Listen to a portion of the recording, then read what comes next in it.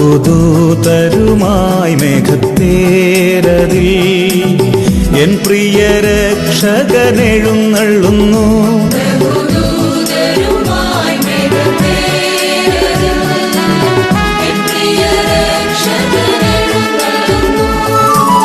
സർവമിഴികളും ദർശിച്ചിടുമാ പ്രത്യക്ഷത N യേശു വരുമ്പോൾ.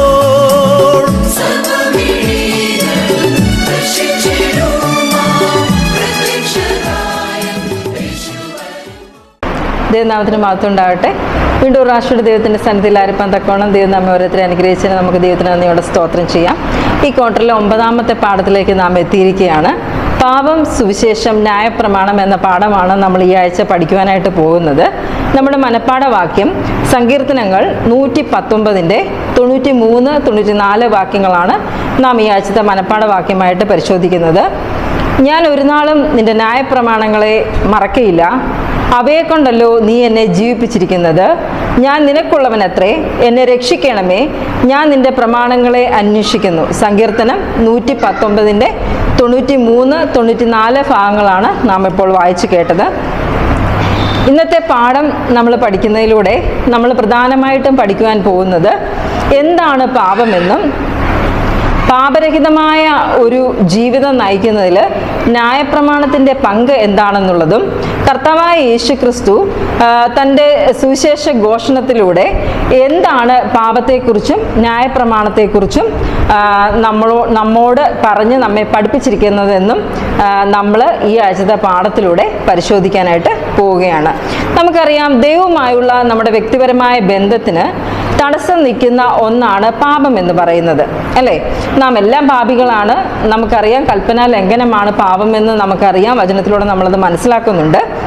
അപ്പോൾ ഇന്നത്തെ പാഠം നമ്മൾ പഠിക്കുന്നതിലൂടെ എന്താണ് പാപമെന്നും പാപരഹിതമായ ഒരു ജീവിതം നയിക്കുന്നതിൽ ന്യായപ്രമാണത്തിൻ്റെ പങ്ക് എന്താണെന്നുള്ളതും കർത്താവായ യേശു ക്രിസ്തു തൻ്റെ സുവിശേഷ ഘോഷണത്തിലൂടെ എന്താണ് പാപത്തെക്കുറിച്ച് ന്യായപ്രമാണത്തെക്കുറിച്ച് നമുക്ക് പറഞ്ഞ് മനസ്സിലാക്കി തന്നത് എന്താണ് എന്നുള്ളതുമാണ് നാം ഇന്ന് പാഠത്തിലൂടെ പഠിക്കുവാനായിട്ട് പോകുന്നത്. നമുക്കറിയാം, ദൈവവുമായുള്ള നമ്മുടെ വ്യക്തിപരമായ ബന്ധത്തിന് ഒരു തടസ്സം നിൽക്കുന്ന ഒന്നാണ് പാപം എന്ന് പറയുന്നത്. പാപം എന്ന് പറഞ്ഞാൽ എന്താണ്?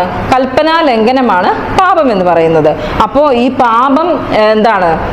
നമ്മെ ദൈവത്തിൽ നിന്ന് വേർപെടുത്തുക മാത്രമല്ല, നമ്മെ അതെന്ത് ചെയ്യും? നമുക്ക് തന്നെ ഒരു മാറ്റം അത് വരുത്തും ചെയ്യും. അതായത് നമ്മളെ വേദനിപ്പിക്കും, നമ്മളെ നശിപ്പിക്കും, നമ്മളെ നിരാശയിലേക്ക് തള്ളിവിടും, നമുക്കൊരു കുറ്റബോധത്തോടു കൂടി നമ്മൾ ജീവിക്കേണ്ടി വരും. ഇത്തരത്തിലുള്ള പലവിധമായ മാനസിക പ്രശ്നങ്ങൾ ഈ പാപത്തിലൂടെ നമ്മുടെ ജീവിതത്തിലേക്ക് കടന്നു വരും. അതായത് സ്ഥിരമായി ചെയ്യുന്ന പാപത്തെയാണ് നാം പലപ്പോഴും എന്ത് ചെയ്യാറുള്ളത്? നിസ്സാരമായി കാണാറുള്ളത്. ഇപ്പം നമ്മൾ നിരന്തരമായിട്ട് അത് നമ്മൾ ചെയ്യുന്ന ഒരു പാപം എന്നും ചെയ്യുന്നതാണ്. അപ്പം അതിനെ നമ്മൾ എന്ത് ചെയ്യും? ദിവസങ്ങൾ കഴിയും തോറും അത് നമ്മുടെ ജീവിതത്തിൻ്റെ ഒരു ദിനചര്യയായി മാറുകയും അതൊരു പാപമാണ് എന്ന് തിരിച്ചറിയുവാനുള്ള നമ്മുടെ സ്വാഭാവികമായ ആ കഴിവിനെ അതെന്ത് ചെയ്യും? ഇല്ലാതാക്കുകയും ചെയ്യും. ഇങ്ങനെ നമ്മൾ സ്ഥിരമായി പാപത്തിൽ ഏർപ്പെടുന്നതിലൂടെ നമുക്ക് ദൈവവുമായിട്ട് മാത്രമല്ല നമ്മുടെ വ്യക്തിബന്ധത്തിന് തകരാറുണ്ടാകുന്നത്. അതെന്താണ്? നമ്മുടെ കുടുംബത്തിൽ നമുക്ക് പ്രശ്നങ്ങൾ ഉണ്ടാവും, നമ്മുടെ സമൂഹത്തിൽ, നമ്മുടെ സഭകളിൽ, നമ്മുടെ വ്യക്തി ജീവിതങ്ങളിലെല്ലാം എന്ത് ചെയ്യും? ഈ പാപത്തിൻ്റെ ഈ പ്രസരണം എന്ത് ചെയ്യും? അത് എല്ലാ മേഖലകളിലേക്കും അത് കടന്നുകൂടുമെന്ന്, അതിൻ്റെ പ്രതിഫലനം എല്ലായിടത്തും ഉണ്ടാകുമെന്ന് നമുക്ക് മനസ്സിലാക്കുവാനായിട്ട് സാധിക്കും. അപ്പോൾ ഇന്നത്തെ പാഠത്തിലൂടെ ന്യായപ്രമാണം നമ്മുടെ ജീവിതത്തിൽ എങ്ങനെ പ്രവർത്തിക്കുന്നു എന്നും അതിൻ്റെ സഹായത്താൽ അല്ലെങ്കിൽ ആരുടെ സഹായത്താൽ നമുക്ക് ഈ പാപത്തിൽ നിന്ന് മോചനം നേടാമെന്നുമാണ് ഇന്നത്തെ പാഠത്തിലൂടെ നമ്മൾ പഠിക്കുവാനായിട്ട് പോകുന്നത്. നമ്മൾ തിങ്കളാഴ്ചത്തെ പാഠത്തിലേക്ക് വരുമ്പോൾ അവിടെ ഉത്കണ്ഠകളും പ്രലോഭനങ്ങളും എന്ന പാഠമാണ് തിങ്കളാഴ്ചത്തെ പാഠമായിട്ട് നമ്മൾ പഠിക്കുന്നത്. നമുക്കൊന്ന് വായിച്ചു നോക്കാം. 1 പത്രോസ് 5-ാം അധ്യായം അതിൻ്റെ 8-ാമത്തെ വാക്യം അത് ഇപ്രകാരം പറയുന്നു: ഉണർന്നിരിപ്പിൻ, നിങ്ങളുടെ പ്രതിയോഗിയായ പിശാച് അലറുന്ന സിംഹം എന്ന പോലെ ആരെ വിഴുങ്ങേണ്ടു എന്ന് തിരഞ്ഞ് ചുറ്റി നടക്കുന്നു. ഇതാണ് നമ്മുടെ ഈ ആഴ്ച ഇന്നത്തെ പാഠത്തിൽ നമുക്ക് തന്നിട്ടുള്ളത്. അതായത് നമ്മളോട് പറയുകയാണ്, നിങ്ങൾ ഉണർന്നിരിപ്പിൻ, നിങ്ങളുടെ പ്രതിയോഗിയായ പിശാച് അലറുന്ന സിംഹം എന്ന പോലെ ആരെ വിഴുങ്ങേണ്ടു എന്ന് നോക്കി നമുക്ക് ചുറ്റും എന്ത് ചെയ്യുകയാണ്? തിരഞ്ഞുകൊണ്ട് ചുറ്റി നടക്കുകയാണ് എന്നാണ് പറയുന്നത്. നമുക്കറിയാം, സാത്താൻ സാത്താനും ദൈവവുമായിട്ട് സ്വർഗത്തിൽ ആരംഭിച്ച ആ വൻ പോരാട്ടത്തിൻ്റെ ഒരു പങ്ക് വഹിക്കുന്നവരാണ് നമ്മൾ ഓരോരുത്തരും, അല്ലേ? അല്ലെങ്കിൽ ആ വൻ പോരാട്ടത്തിൽ ഉൾപ്പെട്ടവരാണ് നമ്മൾ ഓരോരുത്തരും എന്ന് നമുക്ക് അറിയാം, അല്ലേ? അതായത് നമുക്ക് നമ്മുടെ പ്രതിയോഗിയായ സാത്താന് അറിയാം നമ്മുടെ ബലഹീനത എന്താണെന്ന്. നമുക്കറിയാം, എപ്പോഴും ഒരു സൈന്യത്തെ നമ്മൾ പ്രതിനിധീകരിക്കുമ്പോൾ, അല്ലെങ്കിൽ ഒരു യുദ്ധം എന്ന് പറയുമ്പോൾ രണ്ട് വ്യക്തികൾ തമ്മിലാണ് പലപ്പോഴും യുദ്ധങ്ങൾ ഉണ്ടാകുന്നത്, അല്ലേ? അവർക്ക് രണ്ട് സൈന്യങ്ങളും ഉണ്ടാവും. അപ്പോൾ ഈ സൈന്യത്തിൽ, കർത്താവായ യേശുക്രിസ്തുവിൻ്റെ സൈന്യത്തിൽ ഉൾപ്പെട്ടവരാണ് നമ്മൾ ഓരോരുത്തരും. അപ്പം നമ്മുടെ ബലഹീനത എന്താണെന്ന് എതിരാളിയായി നിൽക്കുന്ന ആൾക്ക് എന്ത് ചെയ്യാം? അദ്ദേഹത്തിന് അത് അറിയാം, അല്ലെങ്കിൽ അവരതിനെക്കുറിച്ച് എന്ത് ചെയ്യാറുണ്ട്? പഠനങ്ങൾ നടത്തിയിട്ടാണ് രണ്ടു കൂട്ടരും എന്ത് ചെയ്യുന്നത്? യുദ്ധത്തിന് കടന്നു വരുന്നത്. ഇവിടെ നമ്മുടെ പ്രതിയോഗി ആരാണ്? സാത്താനാണ് നമ്മുടെ പ്രതിയോഗി. നമ്മുടെ പ്രതിയോഗിക്ക് വ്യക്തമായിട്ട് അറിയാം നമുക്ക് എന്ത് ബലഹീനതകളാണ് ഉള്ളതെന്ന് വളരെ വ്യക്തമായിട്ട് അറിയാം. ഇന്ന് നമ്മൾ ജീവിക്കുന്ന ഈ നമ്മുടെ ജീവിതം എന്ന് പറയുന്നത് വളരെ തിരക്ക് പിടിച്ചൊരു ജീവിതമാണ് നമ്മളിപ്പോൾ നയിച്ചുകൊണ്ടിരിക്കുന്നത്, അല്ലേ? നമ്മളിപ്പോൾ ഈ ലോകത്തിലേക്ക് നമ്മൾ നോക്കിക്കഴിഞ്ഞു കഴിഞ്ഞാൽ നമ്മൾ എവിടേക്ക് നോക്കിയാലും നമുക്ക് നിരന്തരമായി നടക്കുന്ന യുദ്ധങ്ങളെക്കുറിച്ച് നമുക്ക് കാണുവാനായിട്ട് സാധിക്കും. യുദ്ധശ്രുതികളെക്കുറിച്ച് നമ്മൾ കേൾക്കുന്നുണ്ട്. ഇപ്പോൾ യുദ്ധം നടന്നുകൊണ്ടിരിക്കുന്ന സ്ഥലങ്ങളുണ്ട്. ഇതെല്ലാം ഈ ലോകത്തുണ്ടെന്ന് നമുക്ക് മനസ്സിലാക്കാൻ സാധിക്കും. എന്നാൽ ഇതിൻ്റെ ഇതിൻ്റെ ഒരു അവസ്ഥ എന്ന് പറയുന്നത് നമുക്കറിയാൻ സാധിക്കുന്നത്, അതായത് ഈ യുദ്ധത്തിൻ്റെ കെടുതികൾ മൂലം നമുക്ക് ചിലപ്പോൾ നമ്മുടെ ജോലി നഷ്ടപ്പെടാം, നമുക്ക് വീട്ടിലേക്കുള്ള സാധനങ്ങളുടെ ആവശ്യകത നമുക്ക് ലഭ്യത നമുക്ക് കുറയുന്നുണ്ടാവാം, അല്ല എങ്കിൽ ഇതുമൂലം ഒരു സാമ്പത്തികമായ ഒരു അരക്ഷിതാവസ്ഥയിലേക്ക് രാജ്യങ്ങൾ നീങ്ങുന്നതായിട്ട് നമുക്ക് കാണുവാൻ സാധിക്കും. ഇപ്പം തന്നെ അമേരിക്കയും ഇറാനും തമ്മിലുള്ള യുദ്ധം നടക്കുമ്പോൾ നമുക്കിവിടെ പല വിധത്തിലുള്ള നമ്മുടെ പാചകവാതക വിതരണം മുടങ്ങുന്നു, പലരുടെയും ജോലി ഇല്ലാതാകുന്നു. അപ്പോൾ ഇതെന്താണ്? ഒരു ഉത്കണ്ഠയാണ്, അല്ലേ? നാളെയെക്കുറിച്ചുള്ള ഈ ഉത്കണ്ഠയോടുകൂടിയാണ് നമ്മൾ ഓരോരുത്തരും എന്ത് ചെയ്യുന്നത്? ജീവിക്കുന്നത്. ഒരു ഭയം നമ്മുടെ എല്ലാവരുടെയും ഉള്ളിലുണ്ട് എന്ന് നമുക്ക് മനസ്സിലാക്കാൻ സാധിക്കും. ഈ ഭയത്തോടൊപ്പം തന്നെ ചില ആളുകൾ എങ്ങനെയാണ്? ചിലർ ഭയത്തിലും ഉത്കണ്ഠയിലും ഒക്കെ ജീവിക്കുമ്പോൾ ചില ആളുകൾ എങ്ങനെയാണ് ജീവിക്കുന്നത്? അവർ താൽക്കാലികമായ സുഖങ്ങളിൽ എന്ത് ചെയ്യുന്നു? മുഴുകി ജീവിക്കുന്നതായിട്ട് നമുക്ക് കാണുവാൻ സാധിക്കും. ഇപ്പം നമ്മൾ നോക്കുകയാണെങ്കിൽ സമൂഹ മാധ്യമങ്ങൾ നമ്മളെല്ലാവരും വളരെയധികം ഉപയോഗിക്കുന്നവരാണ്, അല്ലേ? അപ്പം അതിൽ നമ്മൾ സമയം ചിലവഴിക്കുമ്പോൾ നമുക്ക് പല കാര്യങ്ങളും നമ്മൾ മറന്ന് അതിലേക്ക് മുഴുകി നമ്മൾ പോകുന്നതായിട്ട് നമുക്ക് കാണാറുണ്ട്. അതുപോലെ തന്നെ ചിലർക്ക് സ്പോർട്സിലാണ് താല്പര്യം, ചിലർക്ക് ഭക്ഷണം കഴിക്കുന്നതിലാണ് താല്പര്യം, ചിലർക്ക് അമിതമായി ഭക്ഷണം കഴിക്കുന്നതിലാണ് താല്പര്യം. അവർ വ്യത്യസ്ത വിഭവങ്ങൾ തിരക്കി നടക്കും. അതിനുവേണ്ടി എത്ര പൈസ ചിലവാക്കാനും അവർക്ക് മടിയില്ല എന്ന് നമുക്ക് മനസ്സിലാക്കാൻ സാധിക്കും. ചിലർ മദ്യപാനത്തിലാണ്, ചിലർ ലൈംഗിക വൈകൃതങ്ങളിൽ സുഖം കണ്ടെത്തുന്നവരാണ്. ഇങ്ങനെ പല രീതിയിൽ മനുഷ്യൻ താൽക്കാലിക സുഖത്തിന് പിറകെ പോകുന്ന, അല്ലെങ്കിൽ ഈ പ്രലോഭനങ്ങളുടെ പുറകെ പോകുന്ന കുറേ ആൾക്കാരെ നമുക്ക് എന്ത് ചെയ്യാൻ സാധിക്കും? നമുക്ക് കാണുവാൻ സാധിക്കും. ഇതൊക്കെയും നമ്മൾ വിശ്വാസികളായ നമ്മളുടെ ജീവിതത്തിലും ഇത്തരത്തിലുള്ള ഉത്കണ്ഠകളും പല തരത്തിലുള്ള പ്രലോഭനങ്ങളും നമ്മുടെയൊക്കെ ജീവിതത്തിൽ ഉണ്ടാവാറുണ്ട്. അപ്പം നമ്മുടെ ജീവിതത്തിൽ നേരിടുന്ന ഈ പ്രതിസന്ധികളെ നമ്മൾ എങ്ങനെ കാണുന്നു എന്നുള്ളതാണ് ദൈവം നോക്കുന്നത്. അതായത് നമ്മുടെ ജീവിതത്തിൽ വരുന്ന ഈ പ്രതിസന്ധികൾ നമുക്ക് എങ്ങനെ നേരിടാൻ സാധിക്കും? ആരുടെ സഹായത്തോടുകൂടി ഈ പ്രതിസന്ധികളെ നമുക്ക് അഭിമുഖീകരിക്കുവാൻ സാധിക്കും? അത് നമ്മൾ നോക്കുകയാണെങ്കിൽ നമുക്ക് ആകെ ഒരേ ഒരാളുടെ അടുത്തേ നമുക്ക് പോകാനുള്ളൂ. അത് ദൈവത്തിൻ്റെ അടുത്താണ്, അല്ലെങ്കിൽ കർത്താവായ യേശുക്രിസ്തുവിൻ്റെ അടുത്ത് മാത്രമേ നമുക്ക് എന്ത് ചെയ്യാൻ സാധിക്കത്തുള്ളൂ? നമ്മുടെ ഈ പ്രതിസന്ധിക്ക് ഒരു പരിഹാരം കണ്ടെത്തുവാൻ ദൈവത്തിന് മാത്രമേ സാധിക്കത്തുള്ളൂ. അതെങ്ങനെയാണ് സാധിക്കുന്നത്? നമുക്കറിയാം, ദൈവവുമായിട്ട് നമ്മെ അടുപ്പിക്കുന്നത് അവൻ്റെ വചനമാണ്, അല്ലേ? ദൈവത്തിൻ്റെ വചനമാണ് ദൈവമായിട്ട് നമ്മെ അടുപ്പിക്കുന്നത്. അപ്പം നമ്മൾ നിരന്തരമായ വചന പഠനവും അതുപോലെ പ്രാർത്ഥനയും നമുക്ക് എന്ത് ചെയ്യണം? ഒഴിച്ചുകൂടാനാവാത്തതാണ്. പലപ്പോഴും ഈ ഉത്കണ്ഠ കൊണ്ടും പലതരത്തിലുള്ള പ്രലോഭനങ്ങൾ കൊണ്ടും നമ്മൾ ഈ പ്രാർത്ഥനയ്ക്കുള്ള സമയം നമ്മൾ എന്ത് ചെയ്യുകയാണ്? വ്യർത്ഥമാക്കി കളയുകയാണ്, അല്ലെങ്കിൽ മറ്റു കാര്യങ്ങൾക്ക് വേണ്ടി നമ്മൾ ചിലവഴിച്ച് കളയുന്നു. എന്നാൽ ഇവിടെ ദൈവത്തിൻ്റെ രാജ്യത്തെക്കുറിച്ച് അവിടെ പറയുന്നത്, ദൈവം അവിടെ പറയുകയാണ്, മത്തായി 6:33 അധ്യായത്തിൽ നമ്മളോട് ഇവിടെ വളരെ വ്യക്തമായിട്ട് പറയുന്നു, മുമ്പേ അവൻ്റെ രാജ്യവും നീതിയും അന്വേഷിപ്പിൻ, അതോടുകൂടി ഇതൊക്കെ നിങ്ങൾക്ക് കിട്ടുമെന്നാണ് പറയുന്നത്. അതായത് നമ്മൾ പണത്തിൻ്റെ പുറകെ പോവുകയോ സന്തോഷത്തിൻ്റെ പുറകെ പോവുകയോ സമാധാനത്തിൻ്റെ സുഖത്തിൻ്റെ പുറകെ പോവുകയോ ഒന്നും ചെയ്യേണ്ട.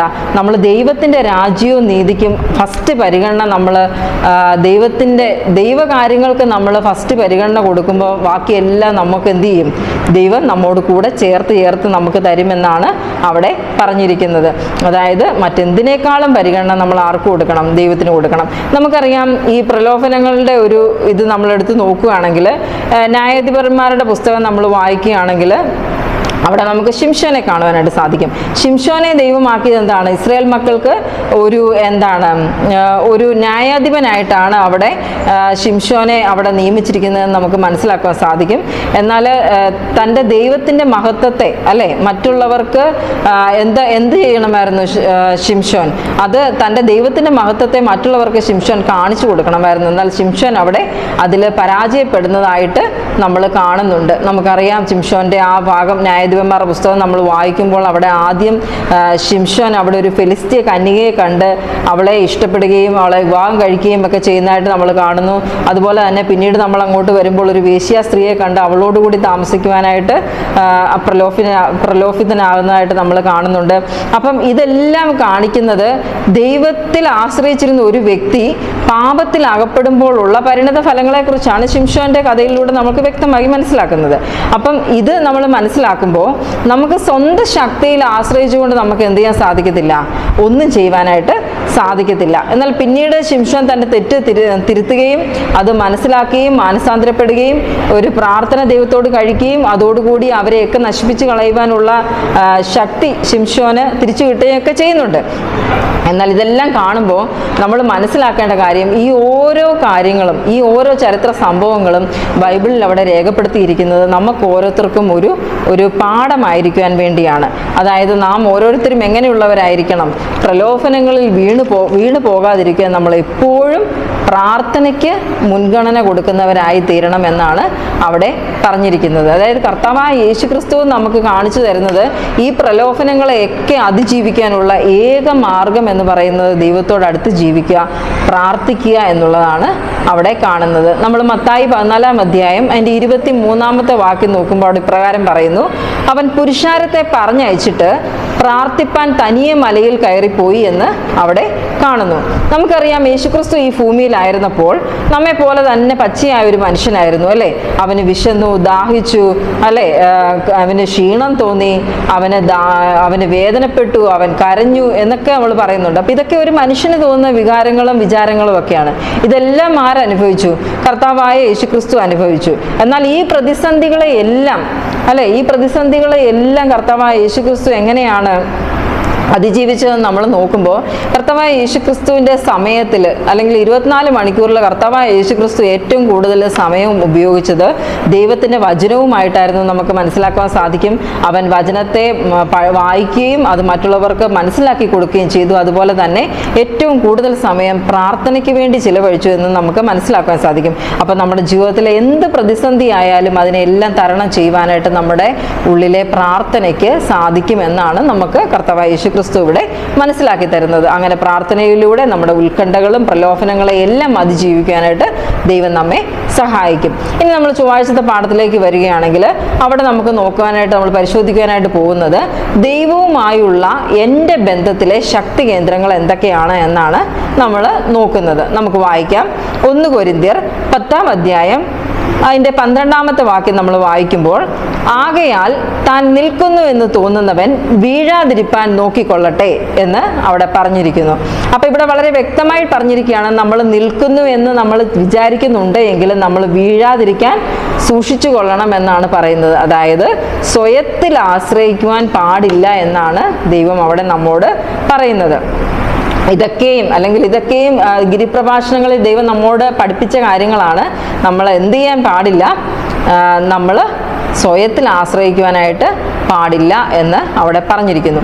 അതുപോലെ തന്നെ രണ്ടാമത്തെ പോയിന്റ് നമ്മൾ നോക്കുകയാണെങ്കിൽ മത്തായി 6-ാം അധ്യായത്തിന്റെ 2-ാമത്തെ വാക്യമാണ്. അവിടെ ഇപ്രകാരം പറഞ്ഞിരിക്കുന്നു: കപടഭക്തിക്കാർ ചെയ്യുന്നത് പോലെ നിന്റെ മുമ്പിൽ കാഹളം ഊതിക്കരുത്, അവർക്ക് പ്രതിഫലം കിട്ടിപ്പോയി എന്ന് അവിടെ പറഞ്ഞിരിക്കുന്നു. അപ്പം നമ്മൾ കപടഭക്തിക്കാർ എന്ത് ചെയ്യുന്നതാണ് പറയുന്നത്? അവരൊരു നന്മ പ്രവൃത്തി ചെയ്താലോ ഒരു നീതി പ്രവൃത്തി ചെയ്താലോ അവരെ ആരെങ്കിലും സഹായിച്ച് എന്ത് കാര്യം അവർ ചെയ്താലും അവർ പ്രാർത്ഥിക്കുന്നത് പോലും എന്തിനു വേണ്ടിയാണ്? മറ്റുള്ളവരെ കാണിക്കാൻ വേണ്ടിയാണ്, അല്ലെങ്കിൽ മറ്റുള്ളവരുടെ പ്രശംസ പിടിച്ചു പറ്റാൻ വേണ്ടിയാണ്.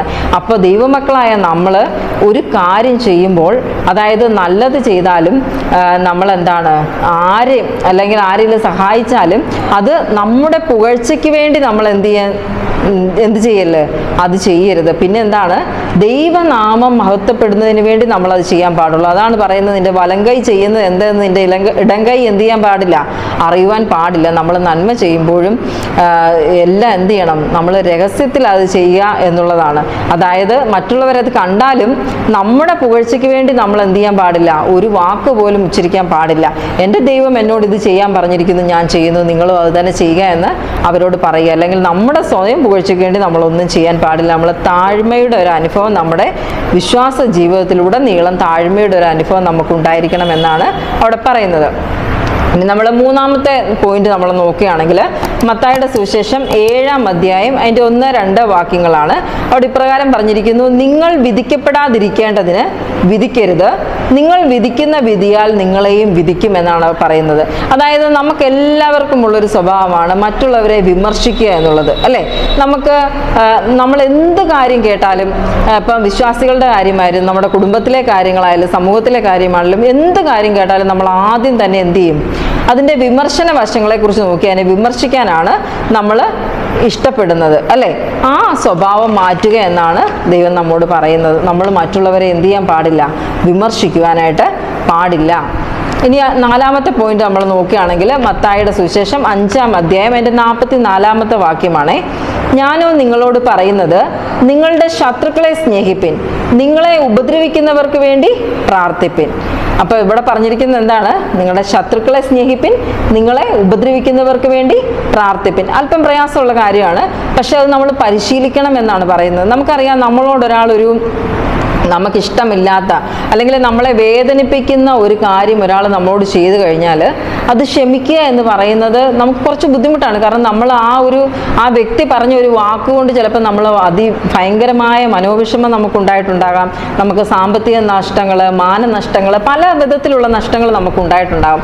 അപ്പം അങ്ങനെ ഒരാളോട് ക്ഷമിക്കുക എന്ന് പറഞ്ഞാൽ അത്ര എളുപ്പമായിട്ട് നമുക്ക് ക്ഷമിക്കുവാനായിട്ട് എന്ത് ചെയ്യത്തില്ല, സാധിക്കത്തില്ല. പക്ഷേ നമ്മളൊരു വിശ്വാസിയാണോ, നമ്മളൊരു കർത്താവായ യേശുക്രിസ്തുവിനെ എൻ്റെ അനുയായിയാണോ നമ്മൾ തീർച്ചയായിട്ടും അവരോട് ക്ഷമിക്കുവാനായിട്ട് എന്ത് ചെയ്യണം, നമുക്ക് കഴിയണം. നമുക്ക് അവരോട് ക്ഷമിക്കുവാൻ കഴിഞ്ഞില്ല എങ്കിൽ നമുക്ക് ഒരിക്കലും എന്ത് ചെയ്യാൻ സാധിക്കത്തില്ല, കർത്താവായ യേശുക്രിസ്തുവിനെ അനുകരിക്കുന്ന അല്ലെങ്കിൽ അനുഗമിക്കുന്നവരാണെന്ന് പറയുവാൻ സാധിക്കത്തില്ല. അതായത് നമ്മുടെ പ്രാർത്ഥന, അതായത് കർത്താവായ യേശുക്രിസ്തു നമ്മളെ പഠിപ്പിച്ച പ്രാർത്ഥനയിൽ പോലും അവിടെ വളരെ വ്യക്തമായിട്ട് പറയുന്നു. എന്താണ് അവിടെ പറഞ്ഞിരിക്കുന്നത്, എന്താണ്, ഞങ്ങൾ മറ്റുള്ളവരുടെ പാപം ഞങ്ങൾ ക്ഷമിക്കുന്നത് പോലെ ഞങ്ങളുടെ പാപങ്ങളും എന്ത് ചെയ്യണം, ഞങ്ങളോട് ക്ഷമിക്കണമേ എന്നാണ് പറയുന്നത്. അപ്പം നമ്മൾ മറ്റുള്ളവരോട് അവർ നമ്മളോട് ചെയ്ത തെറ്റുകൾ നമ്മൾ ക്ഷമിച്ചാൽ മാത്രമേ ദൈവം നമ്മളോടും എന്ത് ചെയ്യത്തുള്ളൂ, ക്ഷമിക്കത്തുള്ളൂ, അല്ലേ? അപ്പം അങ്ങനെ ഒരു സ്വഭാവം നമ്മൾ ഉണ്ടാക്കിയെടുക്കാൻ നമ്മൾ എപ്പോഴും ശ്രദ്ധാലുക്കളായിരിക്കണം എന്നവിടെ പറയുന്നു. ഇനി 5-ാമത്തെ പോയിന്റ് നമ്മൾ നോക്കുകയാണെങ്കിൽ മത്തായിയുടെ സുവിശേഷം 6-ാം അധ്യായം അതിൻ്റെ 22-ാമത്തെ വാക്യം പ്രകാരം പറയുന്നു, ഞാനോ നിങ്ങളോട് പറയുന്നത് സഹോദരനോട് കോപിക്കുന്നവനെല്ലാം ന്യായവിധിക്ക് യോഗ്യനാകും എന്നാണ് അവിടെ പറയുന്നത്. അപ്പം നമ്മൾ എന്ത് ചെയ്യുക, കോപത്തിൽ നിന്ന് ഒഴിഞ്ഞിരിക്കുക എന്നുള്ളത് നമ്മളൊരു വിശ്വാസി ഒരു ശീലമാക്കേണ്ടതാണ്. അതായത് നമുക്കറിയാം, നമുക്ക് കോപിച്ചിരിക്കുമ്പോൾ നമ്മുടെ വായിൽ നിന്ന് ആവശ്യമില്ലാത്ത വാക്കുകൾ വരും, നമ്മുടെ ചിന്തയിൽ ആവശ്യമില്ലാത്ത വാക്കുകൾ വരും, ആവശ്യമില്ലാത്ത പ്രവൃത്തികൾ നമ്മൾ ചെയ്യും. അപ്പം നമ്മൾ എപ്പോഴും എങ്ങനെയുള്ളവരായിരിക്കണം, എപ്പോഴും നമ്മൾ എങ്ങനെയുള്ളവരായിരിക്കണം എന്ന് പറയുന്നത്, ഒരു സൗമ്യതയുള്ളവരായിരിക്കണം. എന്തെങ്കിലും ഒരു കാര്യം കേൾക്കുന്ന ഉടനെ എന്ത് ചെയ്യാൻ പാടില്ല, നമ്മൾ കോപിക്കുവാൻ പാടില്ല. നമ്മളതിനെക്കുറിച്ച് ചിന്തിച്ച് ദൈവം എങ്ങനെയാണ് നമ്മളെപ്പോഴും നോക്കേണ്ടത് എന്താണ്, കർത്താവായ യേശുക്രിസ്തു ഈ ലോകത്ത് വന്നപ്പോൾ നമ്മൾ ഈ സുവിശേഷങ്ങളിലെല്ലാം കാണുന്നുണ്ട് പല വിധത്തിലുള്ള പ്രലോഭനങ്ങളെ അല്ലെങ്കിൽ പരീക്ഷണങ്ങളെ കർത്താവായ യേശുക്രിസ്തു എങ്ങനെ നേരിട്ടെന്ന് നമുക്ക് മനസ്സിലാക്കാൻ തന്നിട്ടുണ്ട്, അല്ലേ? അപ്പം ആ ഒരു മാതൃകയായിരിക്കണം നമ്മൾ എന്ത് ചെയ്യേണ്ടത്, ഫോളോ ചെയ്യേണ്ടതെന്നാണ് അവിടെ പറഞ്ഞിരിക്കുന്നത്. ഇനി നമ്മൾ നോക്കുകയാണെങ്കിൽ മർക്കോസിൻ്റെ സുവിശേഷം 9-ാം അധ്യായം അതിൻ്റെ 42 മുതൽ 50 വരെയുള്ള വാക്യങ്ങൾ നമ്മൾ നോക്കുമ്പം അവിടെ ഇപ്രകാരം പറഞ്ഞിരിക്കുന്നു, നിങ്ങളെ പാപത്തിലേക്ക് നയിക്കുന്ന എന്താണ്, നിങ്ങളുടെ കയ്യോ കാലോ ആണെങ്കിൽ അത് വെട്ടിക്കളയുക, കണ്ണാണെങ്കിൽ അത് ചൂഴ്ന്നെടുത്ത് കളയുക എന്നൊക്കെ അവിടെ പറഞ്ഞിട്ടുണ്ട്. ഇപ്പം എന്താണ് ഇതിൻ്റെ അർത്ഥം? നമ്മുടെ കയ്യോ കാലോ കളഞ്ഞാൽ ഇല്ലാതാകുന്ന ഒന്നാണോ പാപം എന്ന് പറയുന്നത്? അല്ല, അല്ലേ? കാരണം കർത്താവായ യേശുക്രിസ്തു അവിടെ എന്താണ് ഉദ്ദേശിച്ചിരിക്കുന്നത്, നമ്മൾ ഒരു കണ്ണുകൊണ്ട് നമ്മളൊരു തെറ്റ് ചെയ്തു, ആ കണ്ണ് നമ്മൾ ചൂഴ്ന്നെടുത്ത് കളഞ്ഞാലും തെറ്റ് ചെയ്യുന്നത് എന്തുകൊണ്ടാണ്, നമ്മുടെ ഹൃദയത്തിൽ വരുന്ന പാപമാണ്, അല്ലേ? നമ്മൾ കാണുന്ന, നമ്മുടെ കണ്ണുകൊണ്ട് നമ്മൾ കണ്ടു, നമ്മുടെ കണ്ണ് എന്ത് ചെയ്തു, നമ്മുടെ ബ്രെയിനിന് സിഗ്നൽ കൊടുക്കുമ്പോഴാണ് നമ്മൾ എന്ത് ചെയ്യുന്നത്, ആ പാപത്തെക്കുറിച്ച് നമ്മൾ ചിന്തിക്കുന്നത്, അല്ലേ? ആ ഒരു ഇതിനെക്കുറിച്ച് നമ്മൾ ചിന്തിക്കുന്നത്. അപ്പം നമ്മൾ എന്ത് ചെയ്യണമെന്നാണ് പറയുന്നത്, നമ്മൾ നമ്മുടെ കണ്ണിനെ നമുക്ക് എന്ത് ചെയ്യാൻ സാധിക്കണം, നിയന്ത്രിക്കുവാൻ സാധിക്കണം. അത് എന്ത് വില കൊടുത്തും, അതായത് ആ പാപത്തിലേക്ക് പോകത്തില്ല എന്നുള്ളത് നമ്മൾ എന്ത് ചെയ്യണം, ഈ കണ്ണ് നമ്മുടെ ചൂഴ്ന്നെടുത്ത് കളയുന്നത് പോലെ അത്രയ്ക്ക് ശക്തമായിട്ട് നമ്മൾ എന്ത് ചെയ്യണം, ആ പാപത്തിൽ നിന്ന് വിട്ടു നിൽക്കാൻ ശ്രമിക്കണം എന്നാണ് അതിൻ്റെ അർത്ഥം. അതായത് നമ്മുടെ ഹൃദയം നമ്മോട് പറയുന്നതാണ് നമ്മൾ എന്ത് ചെയ്യുന്നത്, പ്രവർത്തിക്കുന്നത്. അതിന് നമ്മുടെ കയ്യോ കാലോ വെട്ടിക്കളഞ്ഞാൽ നമുക്ക് എന്ത് ചെയ്യാൻ സാധിക്കത്തില്ല, നമ്മൾ വീണ്ടും അതേ പാപം ചെയ്യാതിരിക്കത്തില്ല, അല്ലേ? അപ്പം നമ്മൾ എന്ത് ചെയ്യണം, ഇവിടെ കർത്താവ് യേശുക്രിസ്തു ഇവിടെ പറഞ്ഞിരിക്കുന്നത്, നമ്മൾ അത്രയ്ക്ക് നമ്മൾ എന്ത് ചെയ്യണം, ആ പാപത്തെ നമ്മൾ വെറുക്കുകയും അത് ചെയ്യാതിരിക്കാൻ വേണ്ടി അത്രയും പരിശ്രമം നമ്മൾ എന്ത് ചെയ്യണം, എടുക്കുകയും ചെയ്യണമെന്ന് അവിടെ പറഞ്ഞിരിക്കുന്നു. അതായത് ഹൃദയമാണ് എല്ലാറ്റിനേക്കാളും കപടവും വിഷവും ഉള്ളത്, അല്ലേ? നമ്മുടെ ഹൃദയത്തെ നമ്മൾ എന്ത് ചെയ്യണം, വെടിപ്പാക്കി വയ്ക്കുവാനായിട്ട് ദൈവം നമ്മോട് ആഹ്വാനം ചെയ്തിരിക്കുകയാണ്. അതിനുവേണ്ടി നമുക്ക് ഇഷ്ടമുള്ളതൊക്കെ നമ്മൾ എന്ത് ചെയ്യണം, ഉപേക്ഷിക്കണം. അതായത് ഒരുവൻ ക്രിസ്തുവിലായി കഴിയുമ്പോൾ പണ്ട് അവൻ ഉണ്ടായിരുന്നതൊക്കെ എന്ത് ചെയ്യണം, ഉപേക്ഷിക്കുവാനായിട്ട് തയ്യാറാവണം. കാരണം ഒരുവൻ ക്രിസ്തുവിലായാൽ അവൻ പുതിയ സൃഷ്ടിയാണ് എന്ന് നമുക്ക് മനസ്സിലാക്കാൻ സാധിക്കും. ഇനി നമ്മൾ കൽപ്പനകളെക്കുറിച്ച് വരികയാണെങ്കിൽ, കൽപ്പനയെക്കുറിച്ച് നമ്മൾ പഠിച്ചു നോക്കുകയാണെങ്കിൽ, കൽപ്പന എന്ന വാക്ക് കേൾക്കുമ്പോൾ തന്നെ നമുക്ക് ഓർമ്മ വരുന്നത് എന്താണ്, 10 കൽപ്പനകളാണ് നമുക്ക് ഓർമ്മ വരുന്നത്, അല്ലേ? അതായത് 10 കൽപ്പനകളുണ്ട്, മോശയുടെ ന്യായപ്രമാണമുണ്ട്, ആരോഗ്യ നിയമങ്ങൾ നമുക്ക് തന്നിട്ടുണ്ട്, അല്ലേ? അങ്ങനെ പല വിധത്തിലുള്ള നിയമങ്ങളെ നമുക്ക് ഇവിടെ കാണുവാൻ സാധിക്കും, ദൈവത്തിൻ്റെ വചനത്തിൽ നമുക്ക് കാണുവാനായിട്ട് സാധിക്കും. ന്യായപ്രമാണം എന്ന് പറയുമ്പോൾ നമുക്കറിയാം, ദൈവം തൻ്റെ സ്വന്തം വിരലുകളാൽ എഴുതി നമുക്ക് തന്നതാണ് ദൈവത്തിൻ്റെ ന്യായപ്രമാണം എന്ന് പറയുന്നത്. അതായത് ന്യായപ്രമാണത്തിൻ്റെ ഒരു വശം എന്ന് പറയുന്നത് മനുഷ്യനും ദൈവവുമായുള്ള ബന്ധത്തെയും മനുഷ്യനും തമ്മിലുള്ള ബന്ധത്തെയും എങ്ങനെയുള്ളതായിരിക്കണം എന്നാണ് ന്യായപ്രമാണം നമുക്ക് കാണിച്ചു തരുന്നത്. അതായത് ദൈവത്തിൻ്റെ ന്യായപ്രമാണത്തിന് നമ്മെ മാറ്റുവാനുള്ള, അല്ലെങ്കിൽ നമ്മളെ പുതിയൊരു വ്യക്തിയാക്കി തീർക്കുവാനുള്ള കഴിവുണ്ട് എന്ന് നമുക്ക് മനസ്സിലാക്കുവാനായിട്ട് സാധിക്കും, അല്ലേ? നമുക്കറിയാം, ദൈവത്തിൻ്റെ ന്യായപ്രമാണം എന്ന് പറയുന്നത് ഒരു കണ്ണാടി പോലെയാണെന്നാണ് പറയുന്നത്, അല്ലേ? കണ്ണാടി നമുക്കറിയാം, നമ്മളെല്ലാവരും എന്ത് ചെയ്യണം, കണ്ണാടി നോക്കുന്നവരാണ്, അല്ലേ? നമ്മളെല്ലാവരും. അതായത് കണ്ണാടി നോക്കാത്ത ഏതെങ്കിലും മനുഷ്യരുണ്ടോ എന്ന് എനിക്കറിയില്ല. എന്നാൽ നമ്മളെല്ലാവരും എന്ത് ചെയ്യും, ഒരുങ്ങിക്കഴിഞ്ഞ് നമുക്ക് എന്തെങ്കിലും പോരായ്മകൾ കാണിച്ചു തരുന്ന ആരാണ്, നമ്മുടെ കണ്ണാടിയാണ്, അല്ലേ? നമ്മളിപ്പം ഒരുങ്ങി നിൽക്കുന്നു, നമുക്ക് എന്താണ്, നമ്മുടെ ഷർട്ട് നേരെയാണോ, നമ്മുടെ സാരി നേരെയാണോ, നമ്മൾ ഒരുങ്ങിയിരിക്കുന്ന കറക്റ്റായിട്ടാണോ, നമ്മുടെ മുടിയൊക്കെ കറക്റ്റായിട്ടാണോ, ഇതൊക്കെ അറിയുവാനായിട്ട് നമ്മൾ ഉപയോഗിക്കുന്ന ഒരു ഉപകരണമാണ് കണ്ണാടി എന്ന് പറയുന്നത്. ഈ ന്യായപ്രമാണവും ഇതുപോലെയാണ്, ഒരു കണ്ണാടി പോലെയാണ്. അതായത് ന്യായപ്രമാണം എന്താണ് ചെയ്യുന്നത്, നമ്മളിലെ കുറവുകളെ എന്ത് ചെയ്യാണ്, നമുക്ക് കാണിച്ചു തരികയാണ്, അല്ലേ?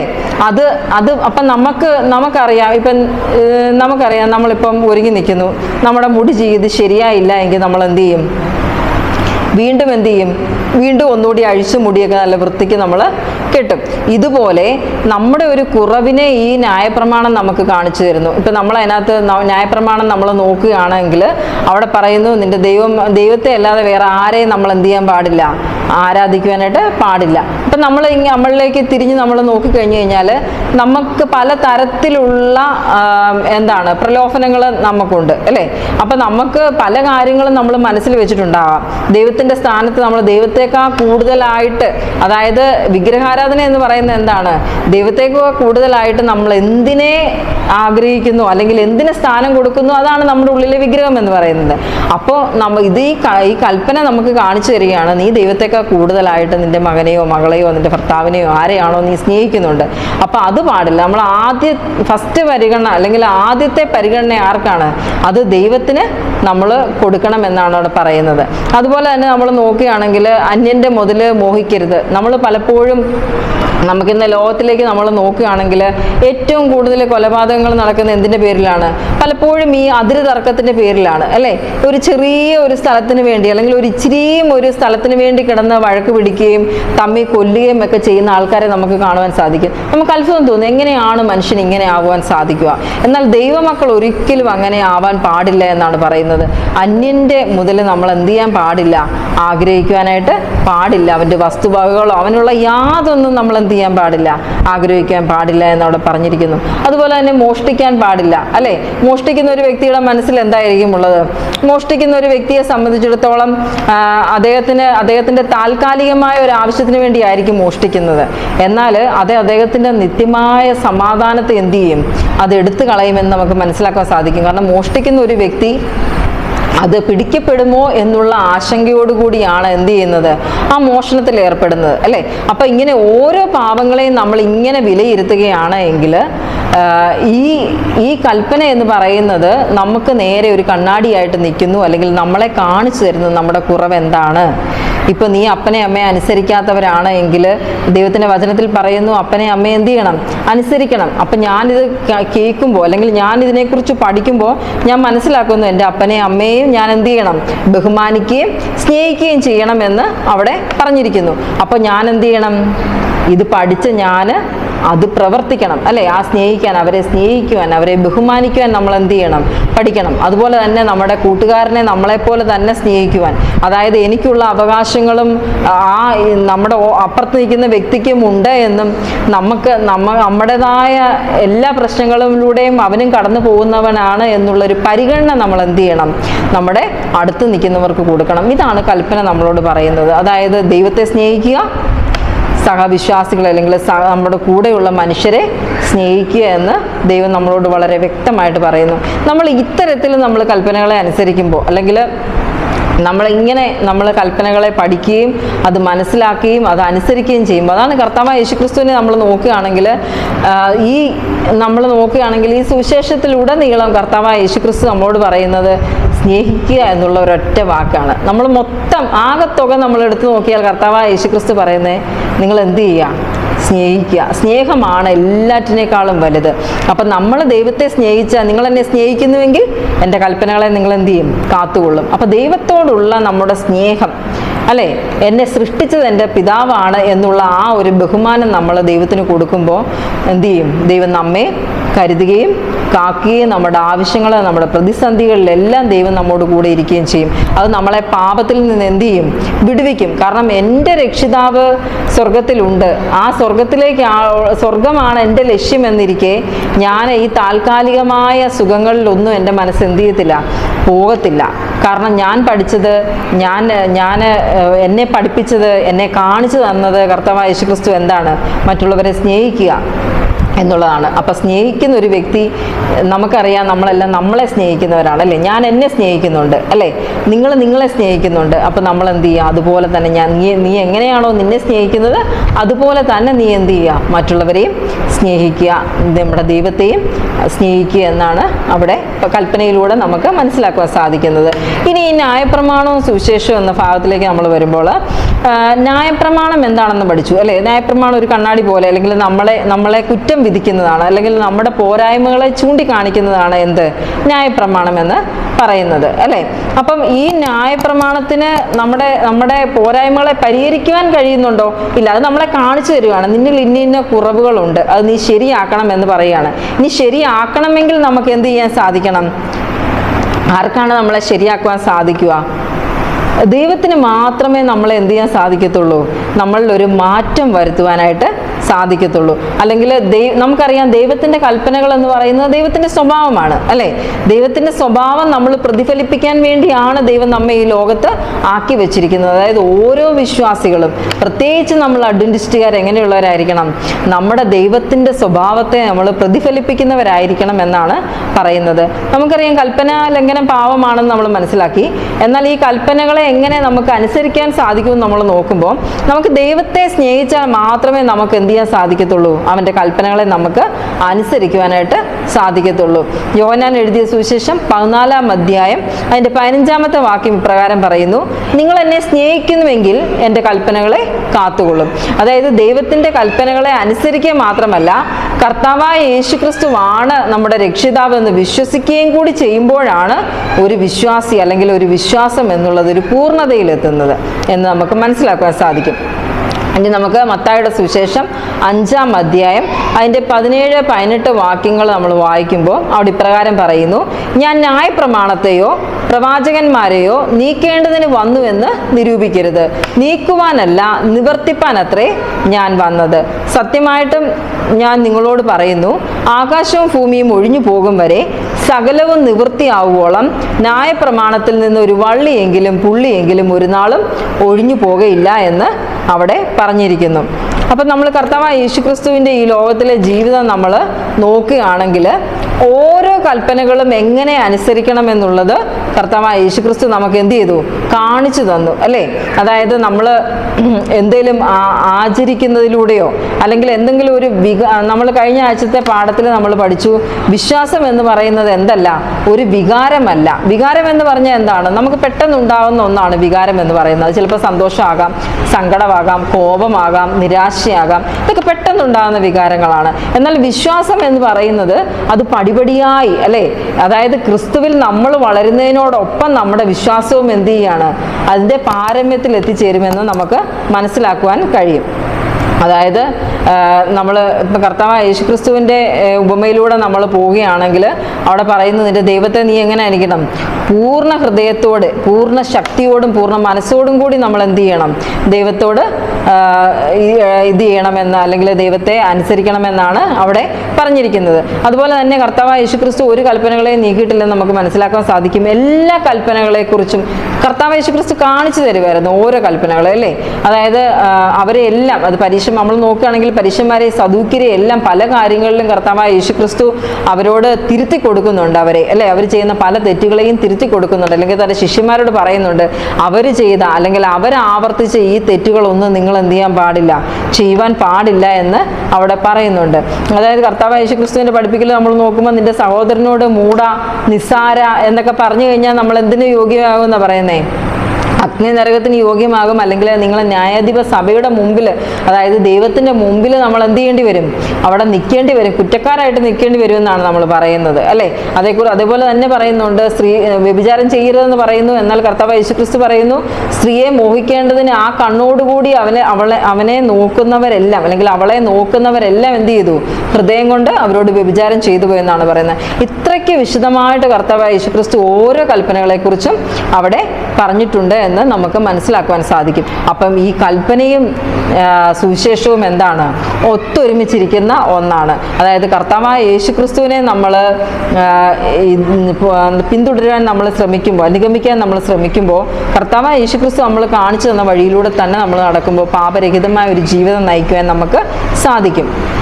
ഇനി നമ്മൾ നോക്കുകയാണെങ്കിൽ അറിയുകയും പ്രവർത്തിക്കുകയും ചെയ്യുക എന്ന ഭാഗത്തിലേക്ക് നമ്മൾ വരുമ്പോൾ, കർത്താവായ യേശുക്രിസ്തു തൻ്റെ സുവിശേഷത്തിലൂടെ കപടഭക്തിക്കാരെ കുറിച്ച് പറയുന്നതായിട്ട് നമ്മൾ കാണുന്നു, അല്ലേ?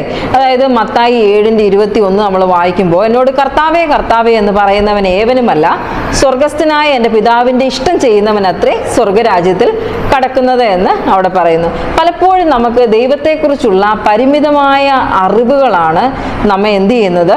നമ്മെ പാപത്തിലേക്ക് നയിക്കുന്നതെന്ന് നമുക്ക് മനസ്സിലാക്കാൻ സാധിക്കും. അതുകൊണ്ട് പലപ്പോഴും നമുക്ക് ദൈവത്തെക്കുറിച്ച് നമുക്കൊരു വ്യക്തമായ ധാരണയില്ല. ദൈവം എന്താണെന്നും ദൈവം നമ്മിൽ നിന്ന് എന്താണ് ആഗ്രഹിക്കുന്നതെന്നും എങ്ങനെ ദൈവത്തെ നമുക്ക് പ്രീതിപ്പെടുത്താൻ സാധിക്കുമെന്നും എന്തൊക്കെയാണ് ദൈവത്തിന് ഇഷ്ടമില്ലാത്തതെന്നും ഇതൊന്നും നമുക്ക് അറിയത്തില്ല. അല്ലെങ്കിൽ നമ്മളത് അറിയുവാനായിട്ട് നമ്മൾ സമയം മെനക്കെടുന്നില്ല. അതിനുവേണ്ടി നമുക്ക് മനസ്സിലാക്കാൻ സാധിക്കും. എന്നാൽ ഇവിടെ ഓരോ ദൈവമക്കളോടും ദൈവം ആഹ്വാനം ചെയ്യുകയാണ്, ദൈവത്തെ അറിയുക എന്ന് പറഞ്ഞാൽ ദൈവവചനം പഠിക്കുക എന്നുള്ളതാണ്, അല്ലേ? കർത്താവായ യേശുക്രിസ്തുവിന്റെ ഈ ഭൂമിയിലെ ജീവിതം നമ്മൾ നോക്കുകയാണെങ്കിൽ, കർത്താവായ യേശുക്രിസ്തു എപ്പോഴും തൻ്റെ ശിഷ്യന്മാരുമായിട്ട് വചന പ്രഘോഷണത്തിലാണ് ഏർപ്പെട്ടിരുന്നതെന്ന് നമുക്ക് മനസ്സിലാക്കുവാൻ സാധിക്കും.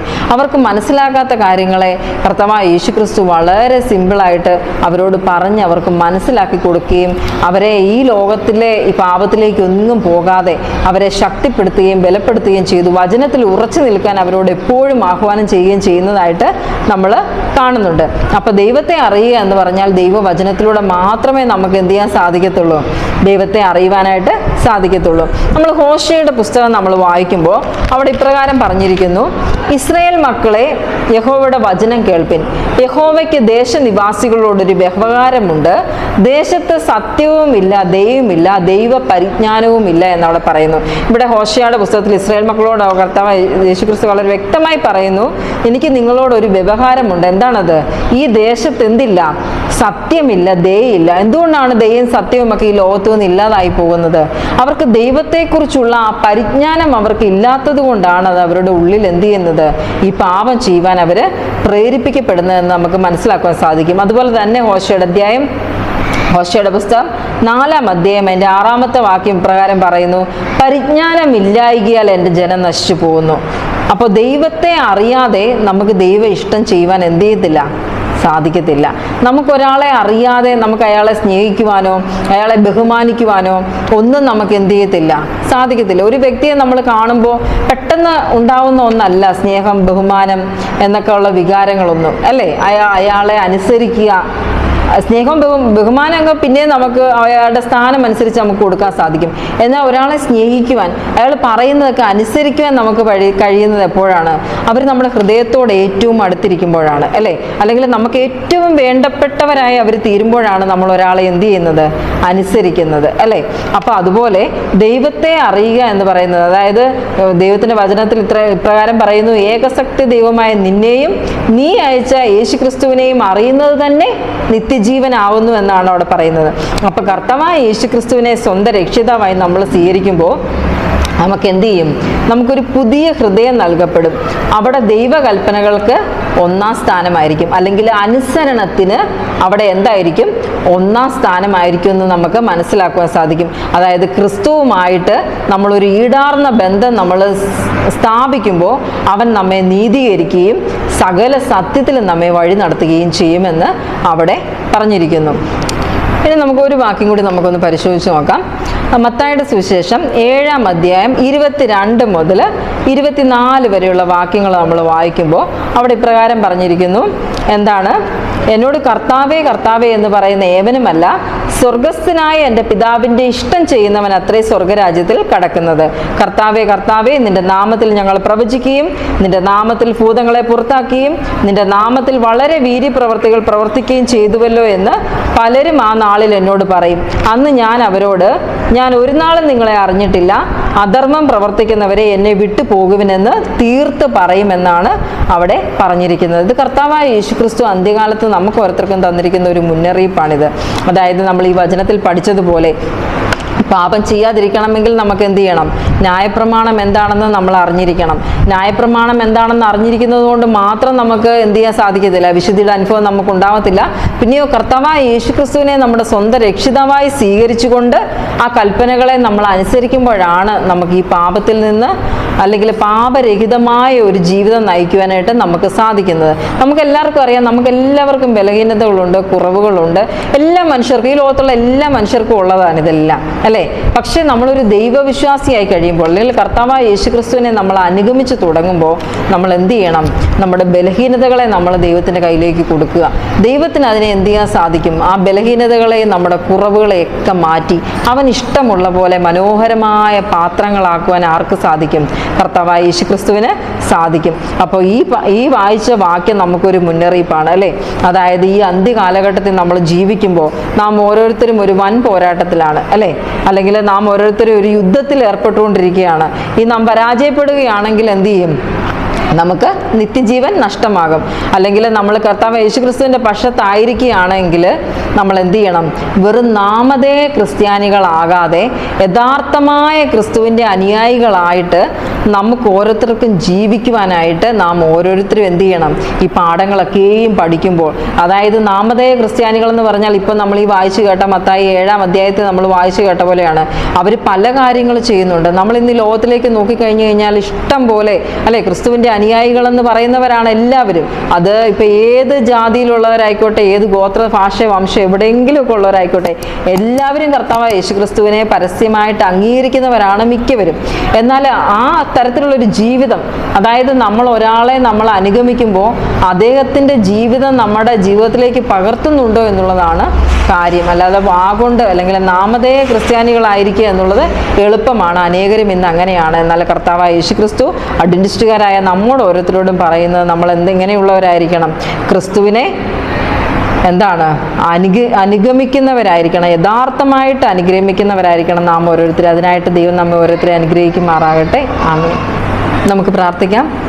സ്തോത്രം സ്തോത്രം സ്തോത്രം കരുണാസമ്പന്നനായ സ്വർഗ്ഗീയത്തിന്റെ പിതാവേ, വീണ്ടും രാഷ്ട്രീയത്തിലായിരിക്കാൻ തക്കോണം നൽകിയ അവസരത്തിനായി നന്ദിയോടെ സ്തോത്രം ചെയ്യുന്നു, സ്തുതിക്കുന്നപ്പ.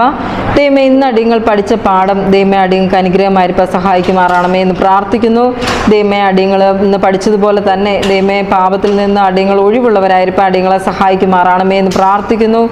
ഈ ലോകത്തിൻ്റെതായ പല തരത്തിലുള്ള പ്രലോഭനങ്ങളും ഉത്കണ്ഠകളും ദൈവമേ പല വിധത്തിലുള്ള പ്രതിസന്ധികളും ഒക്കെ അടിയങ്ങൾ നേരിടുമ്പോൾ അതെല്ലാം കർത്താവായ യേശുക്രിസ്തുവിനോട് ചേർന്ന് നിന്നുകൊണ്ട് നേരിടുവാൻ അടിയങ്ങളെ സഹായിക്കുമാറാണമേ എന്ന് പ്രാർത്ഥിക്കുന്നു. പഠിപ്പിക്കുന്ന അടിയനെയും കേൾക്കുന്ന എല്ലാവരെയും അങ്ങ് അനുഗ്രഹിക്കുമാറാണമെന്ന് അടിയങ്ങൾക്ക് ജീവൻ വച്ച യേശുവിൻ്റെ നാമത്തിൽ താഴെ അപേക്ഷിക്കുന്നതോടെ കേൾക്കുമാറാണമേ. ആമേൻ.